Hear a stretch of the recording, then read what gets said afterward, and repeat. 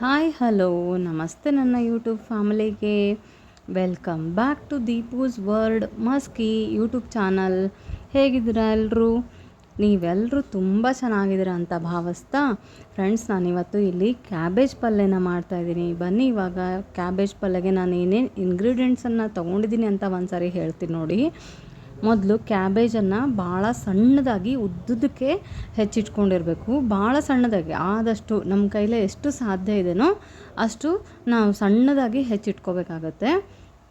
ನಂತರ ಹಸಿಮೆಣ್ಸಿನ್ಕಾಯನ್ನು ಹೆಚ್ಚಿಟ್ಕೊಂಡಿದ್ದೀನಿ, ಈರುಳ್ಳಿಯನ್ನು ತೊಗೊಂಡಿದ್ದೀನಿ, ಆಮೇಲೆ ಒಂದು ಸ್ವಲ್ಪ ಬೆಳ್ಳುಳ್ಳಿಯನ್ನು ಬಿಡಿಸಿಟ್ಕೊಂಡಿದ್ದೀನಿ, ಕರಿಬೇವು, ಕೊತ್ತಂಬರಿ. ಹಾಗೆಯೇ ಆ್ಯಸ್ ಯೂಶ್ವಲ್ ನಮಗೆ ಗೊತ್ತಿರೋ ಹಾಗೆ ಒಗ್ಗರಣೆಗೆ ಏನು ಬೇಕು, ಎಣ್ಣೆ, ಜೀರಿಗೆ, ಸಾಸಿವೆ, ಅದು ಒಂದಿಷ್ಟನ್ನು ತೊಗೋಬೇಕಾಗತ್ತೆ.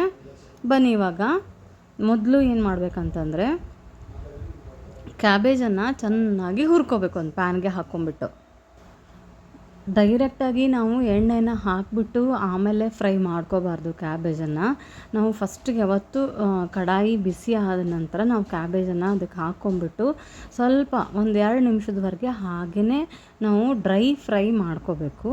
ಸ್ವಲ್ಪ ಅವೆಲ್ಲ ಬಿಸಿ ಆದ ನಂತರ ಡ್ರೈ ಫ್ರೈ ಆದ ನಂತರ ನಾವು ಎಷ್ಟು ಅಂತಂದರೆ ಒಂದು 2 ಸ್ಪೂನ್ನಷ್ಟು ನಾವು ಕ್ವಾಂಟಿಟಿ ಎಷ್ಟು ನಾವು ಪ್ರಮಾಣದಲ್ಲಿ ನಾವು ಕ್ಯಾಬೇಜನ್ನು ತೊಗೊಂಡಿರ್ತೀವಲ್ಲ ಅಷ್ಟು ಪ್ರಮಾಣದಲ್ಲಿ ನಾವು ಸ್ವಲ್ಪ ಒಂದು 2 ಸ್ಪೂನಷ್ಟು ಫಸ್ಟ್ಗೆ ಎಣ್ಣೆ ಹಾಕ್ಕೋಬೇಕು. ಆಮೇಲೆ ಬೇಕಂದರೆ ಇನ್ನೊಂದು ಸ್ವಲ್ಪ ಹಾಕ್ಕೊಂಡ್ರೆ ನಡೆಯುತ್ತೆ. ಅದನ್ನು ಎಣ್ಣೆನ ಹಾಕ್ಕೊಂಬಿಟ್ಟು ಆಮೇಲೆ ಮತ್ತೆ ಚೆನ್ನಾಗಿ ಫ್ರೈ ಮಾಡಬೇಕು. ಯಾವ ರೀತಿಯಾಗಿ ಅಂದರೆ ಅದು ಒಂಥರ ಬತ್ತಿದ ಥರ ಕಾಣಬೇಕು. ಅವು ಕ್ಯಾಬೇಜ್ಗಳೆಲ್ಲ ಹತ್ತಿ ಬಿದ್ದಂಗೆ ಆಗಬೇಕು ಫ್ರೆಂಡ್ಸ್. ಆಮೇಲೆ ಕೆಂಪಾಗಿ ಗೋಲ್ಡನ್ ಕಲರ್ ಆಗಿ ಬರಬೇಕು ಅವೆಲ್ಲ ಕ್ಯಾಬೇಜ್ಗಳೆಲ್ಲ. ನಾವು ಆವಾಗಲೇ ನೋಡಿದ್ವಲ್ವ ಎಷ್ಟೊಂದು ಕ್ಯಾಬೇಜ್ ಇತ್ತು ನೋಡಿ, ಅದು ಕರಗಿದ ನಂತರ ಇಷ್ಟೇ ಆಗುತ್ತೆ.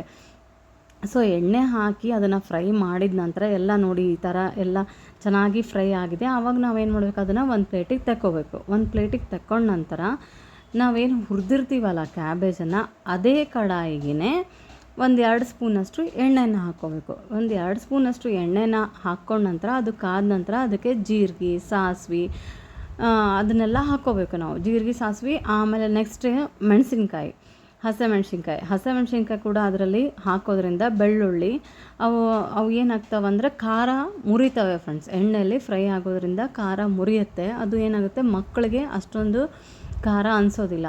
ಬೆಳ್ಳುಳ್ಳಿ ಕೂಡ ಹಸಿ ಬಿಸಿಯಾಗಿ ನಾವು ಬೆನೆಸಬಾರ್ದು.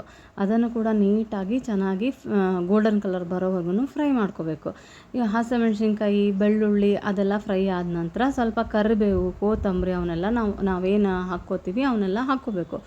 ಅದೆಲ್ಲ ಆದ ನಂತರ ಈರುಳ್ಳಿಯನ್ನು ಹಾಕ್ಕೋಬೇಕು ಫ್ರೆಂಡ್ಸ್. ಈರುಳ್ಳಿನೂ ಫ್ರೈ ಆಗಿಲ್ವಲ್ಲ, ಓನ್ಲಿ ಕ್ಯಾಬೇಜ್ ಮಾತ್ರ ಫ್ರೈ ಆಗಿದೆ. ಅದಕ್ಕೆ ನಾವು ಇವಾಗ ಈರುಳ್ಳಿಯನ್ನು ಹಾಕ್ಕೋಬೇಕು. ಈರುಳ್ಳಿಯನ್ನು ಹಾಕ್ಕೊಂಡ ನಂತರ ಈರುಳ್ಳಿ ಕೂಡ ಕಂದು ಬಣ್ಣ ಬರೋವರೆಗೂ ಅಂದರೆ ಗೋಲ್ಡನ್ ಕಲರ್ ಬರೋವರೆಗೂ ಚೆನ್ನಾಗಿ ಫ್ರೈ ಮಾಡ್ಕೋಬೇಕು. ಮೊದಲು ಸ್ವಲ್ಪ ಬೇಕಂದರೆ ನೀವು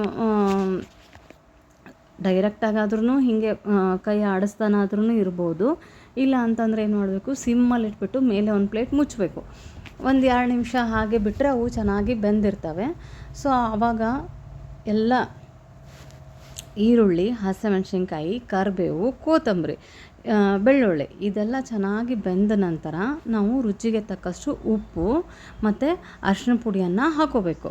ನೋಡಿ ಇವಾಗ ಇಲ್ಲಿ ಅರಿಶಿನ ಹಾಕ್ತಾಯಿದ್ದೀನಿ.